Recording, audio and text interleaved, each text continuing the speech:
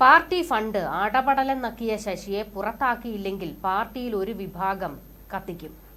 ഇതോടെ രാജിവെപ്പിക്കുകയല്ലാതെ മറ്റ് നിവർത്തിയില്ല. സംഭവം നാണക്കേടാകുമെന്ന് കണ്ട് രാജിവെപ്പിക്കും മുൻപ് രാജിവെക്കാൻ ശശിയണ്ണനും. ഈ ബുദ്ധി മുഖ്യമന്ത്രി പറഞ്ഞു കൊടുത്തതായിരിക്കും. ശശിക്കെതിരെ മാത്രം നടപടി മതിയോ? കോടാനുകോടികൾ അങ്ങ് ദുബായിലും അറബ് രാജ്യങ്ങളിലും പതുക്കിയ കപ്പിത്താന്മാർ വിലസുമ്പോൾ ശശിയൊക്കെ ചെറിയ മീനുകൾ. ശശിയെ തൂക്കാൻ കാണിക്കുന്ന ഉത്സാഹം MV ഗോവിന്ദൻ മറ്റു ചിലരെ പൊക്കാൻ കാണിക്കണം.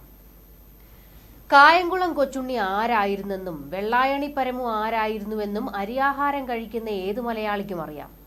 അതറിയാൻ പുത്തുലത്ത് ദിനേശന്മാരുടെ സർട്ടിഫിക്കറ്റ് വേണ്ട. എന്തൊക്കെ അപഖ്യാതികൾ കേൾക്കേണ്ടി വന്നിട്ടുണ്ടെങ്കിലും ഭൂമുഖത്ത് യുഗസംക്രമണത്തിന് വഴിയൊരുക്കിയ ഒരാശയത്തെ മറ്റെങ്ങുമില്ലാത്ത വിധം പച്ചയ്ക്ക് വ്യഭിചരിക്കാൻ കേരളത്തിലെ മാർക്സിസ്റ്റുകാരെ പോലെ ധൈര്യം കാട്ടിയ മറ്റൊരു കൂട്ടരും ഉണ്ടാകില്ല ഭൂമിയിൽ. മുഖ്യമന്ത്രിയുടെ ആയാലും കുടുംബാംഗങ്ങളുടെ ആയാലും പുറത്തു വന്നതും ഇനിയും പുറത്തു വരാനുള്ളതുമായ രേഖകൾ അതിന് ദൃഷ്ടാന്തമാണ്. കായംകുളം കൊച്ചുണ്ണിയുടെ മൂത്ത കൊച്ചുണ്ണിയാണ് കേരളത്തിൽ വിരാജിക്കുന്നത് എന്നത് CMRL കമ്പനിയുമായി നടന്ന ഇടപാടുകൾ പരിശോധിച്ചാൽ തെളിയുമെന്നാണ് അറിവുള്ളവർ ആരോപിക്കുന്നത്. പക്ഷേ കേരള രാഷ്ട്രീയം ഏറെ മലീമസമാക്കിയിരിക്കുന്നത് കൊണ്ട് ആര് എപ്പോൾ എവിടെ നിൽക്കുമെന്ന് പറയാനാകില്ല. പണമിറക്കിയാൽ കിട്ടാത്ത ഒന്നും കേരളത്തിലില്ല എന്ന് വെട്ടിത്തുറന്ന് പറഞ്ഞ് ശക്തിധരൻ പിണറായി വിജയനെ എടുത്തിട്ട് കുടയുകയാണ്. ഒപ്പം P ശശിയുടെ അഴിഞ്ഞാട്ടങ്ങളെയും. യഥാർത്ഥ കൊച്ചുണ്ണി ഇത്രയേറെ വട്ടം കൊള്ള നടത്തി കുഞ്ഞുകുട്ടി പരാധീനം നാട് കടന്നിട്ടുണ്ടാകില്ല. കൊള്ള മുതൽ രഹസ്യ കേന്ദ്രത്തിൽ പൂഴ്ത്തിയത് സംബന്ധിച്ച് ആദായ നികുതി വകുപ്പ് പുറത്തു കൊണ്ടുവന്ന വിവരങ്ങൾ ഉയർത്തിപ്പിടിച്ച് ആ PV ഞാനല്ല എന്ന് ഒരിക്കൽ പോലും കായംകുളം കൊച്ചുണ്ണി പറയുന്നത് കേരളം കേട്ടിട്ടുണ്ടാകില്ല.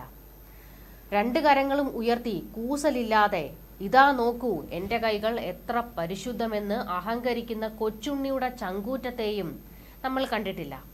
ഒന്ന് ചോദിച്ചോട്ടെ, ആ PV ഞാനല്ല എന്ന് പരസ്യമായി പ്രഖ്യാപിച്ചത് പുത്തുലത്ത് ദിനേശനോ സംസ്ഥാന സെക്രട്ടേറിയറ്റിൽ ആരെങ്കിലുമോ അല്ലല്ലോ. അതുക്കും മേലെ പോളിറ്റ് ബ്യൂറോ അംഗമല്ലേ? അത് തന്നെയല്ലേ സാക്ഷാൽ PV? അന്വേഷണം നടത്താനും വിധി കൽപ്പിക്കാനും തീരുമാനിച്ചത് ഏത് കമ്മീഷനായിരുന്നു?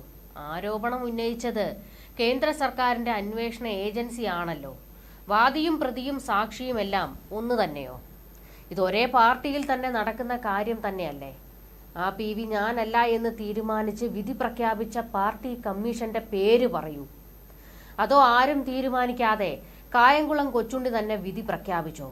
അതെന്താ കായംകുളം കൊച്ചുണ്ണിയുടെ പാർട്ടിയാണോ ഇത്? ഇവർ ചെയ്ത കുറ്റങ്ങൾ അത്ര കഠിനമാണെങ്കിൽ എന്തിന് ബ്രാഞ്ച് അംഗത്വം ഇനിയും കൊച്ചുണ്ണിക്ക് പിരിവെടുത്ത് അണ്ണാക്കിൽ വെച്ചു കൊടുക്കാനോ? അതോ ശശിമാർ അന്യരല്ല എന്ന് കാണിക്കാനോ? നാളെയും വേണ്ടപ്പെട്ടവൻ എന്ന സന്ദേശം പകർന്നു കൊടുക്കാനോ? അങ്ങനെയാണല്ലോ മറ്റൊരു ശശിയെ വെള്ളത്തിൽ മുക്കിയിട്ടും പൂർണ്ണമായി കൈവിട്ട് കളയാതെ കാത്തത്.